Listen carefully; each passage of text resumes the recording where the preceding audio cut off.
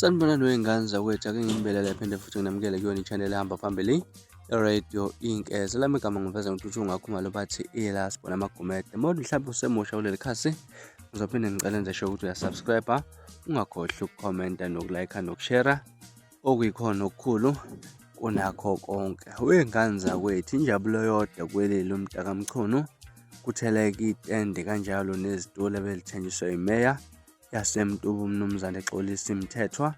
Sesifikile netende okuthengwe imeya yaseMtuba umnumzane Xolisi Mthethwa ethengela uwelile Mchunu, njengoba ekade emthembisile ukuthi-ke khona azomenzela khona ukuze abantu bakhe bahlale kamnandi laphana kulezi zitulo, kanjalo futhi nendaba yethende ukwazi ukuthi bakhosele mangabe bedla, njengoba itafula likawelile okanye ikhishi likawelile shisa bhe kulezi iy'nsuku-ke y'ngane zakwethu. Nansi ividiyo ebonakala laphana umntakamchunu ejabule kakhulu, injabulo engaphezulu kwamahlombe mayelana nesenzo esenziwe imeya yaseMtuba umnumzane Xolisi Mthethwa.